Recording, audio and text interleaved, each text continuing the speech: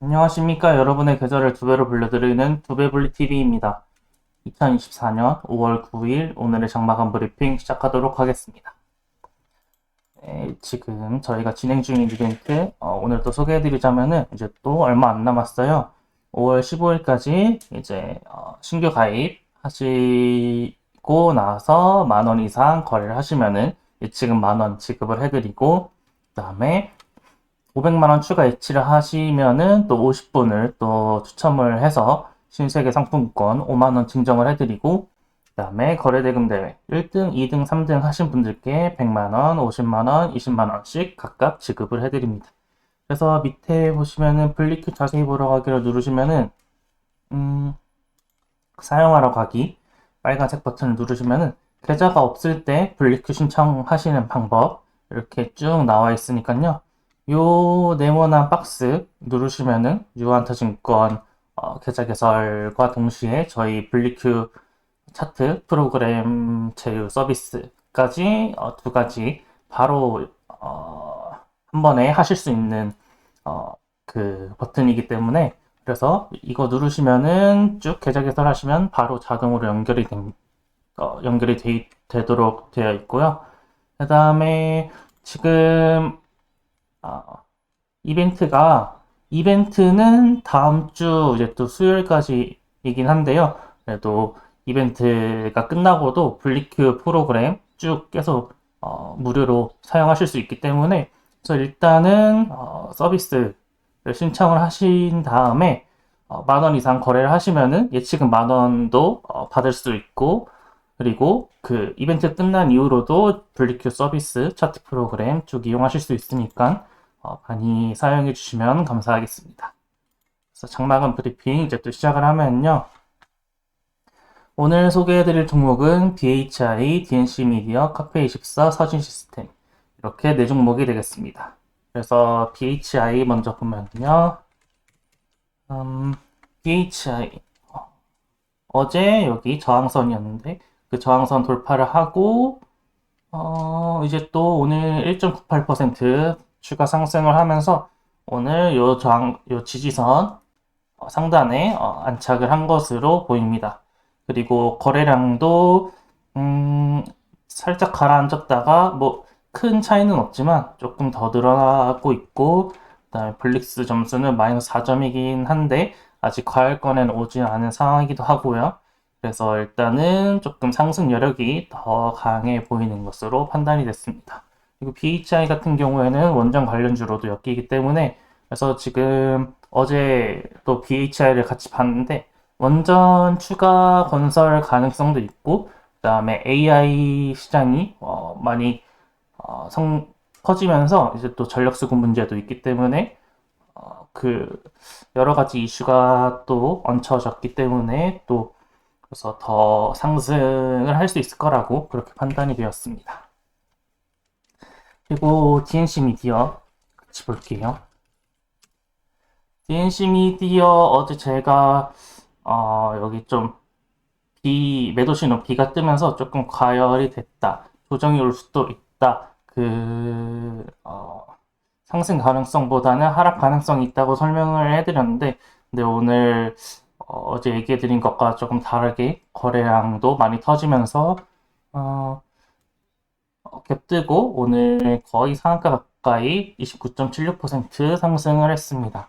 그래서 얘 같은 경우에는 거래량도 그렇고 수급봉도 뜨고 오늘 차트가 아예 완전히 바뀌어 버렸어요. 그래서 하락 가능성보다는 조금 더 일단 요 지금 오늘 돌파한 저항선 상단에는 충분히 안착이 가능한 것으로 보여집니다. 그리고 다음 차트, 다음 종목 카페24 같이 볼게요. 얘도 어제 같이 봤었는데요. 얘도 이제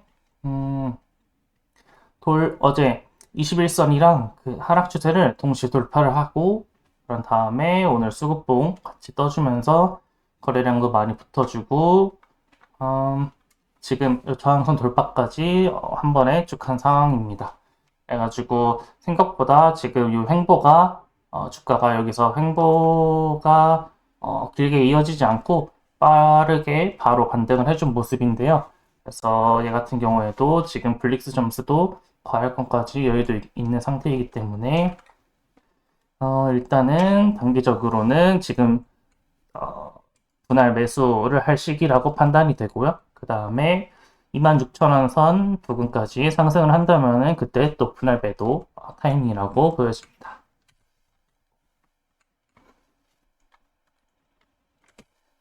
그 다음 종목 서진 시스템 같이 볼게요. 서진 시스템 같은 경우에는 어제 장 끝나고 또 공시가 있었는데요. 그 전력 사업 부분인, 전력장치 사업 부분인 ESS 사업 부문을 따로 인적 분할을 해서 상장을 하겠다는 그런 공시를 냈습니다. 그래서 그 공시가 나자마자 조금 몇 시간 있다가 그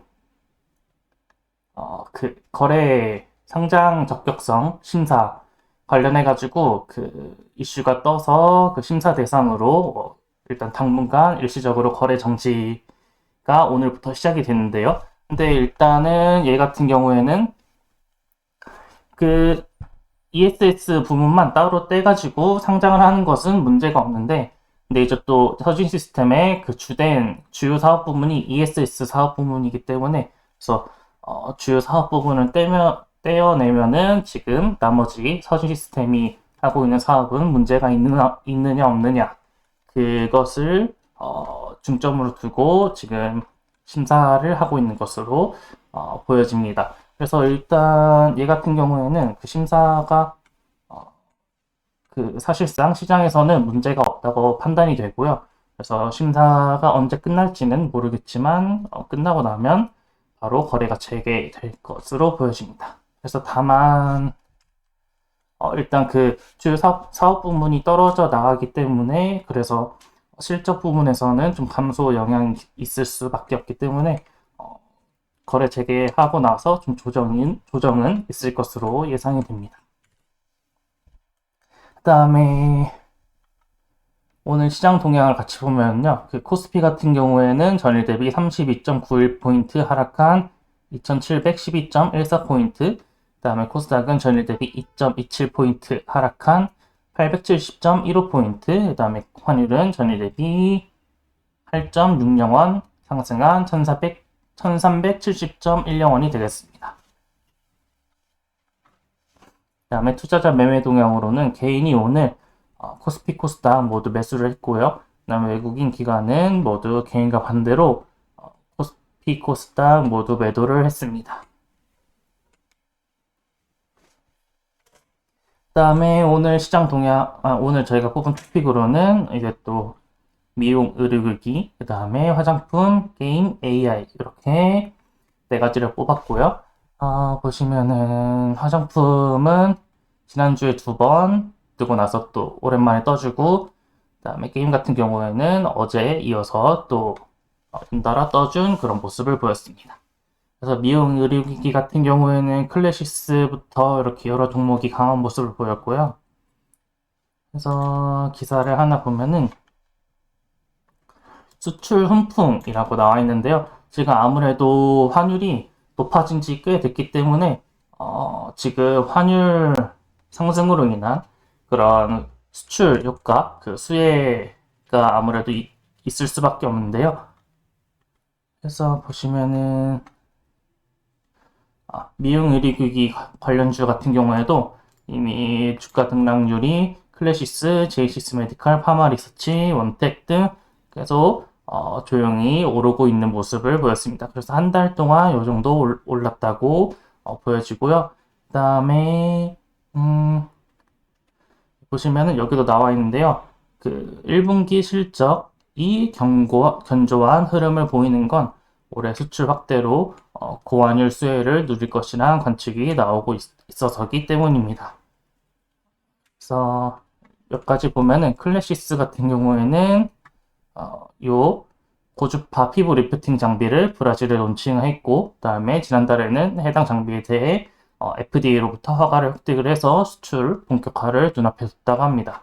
그리고 JCS 메디칼 같은 경우에는 지금 지난해 출시한 이 장비가 이제 또 이제 또 제이시스 메디칼의 성장을 이끌 것이라고는 전망도 있고, 여기 파마 리서치도 요 리쥬란의 그 스킨 부스터 리쥬란이 이제 또 호주와 남미 지역의 신규 수출에 나선다고 합니다. 그리고 원텍 같은 경우에도 지금 고음파 장비가 또 이제 또 태국 중심으로도 수출을 확대를 보이고 있고, 그 다음에 중국 국가약품감독관리국 승인이 이뤄질 것이라는 관측도 있으면서 지금 최근에 미용기기 관련주들이 조금 좋은 모습을 많이 조용히 보이고 있는 모습이고요.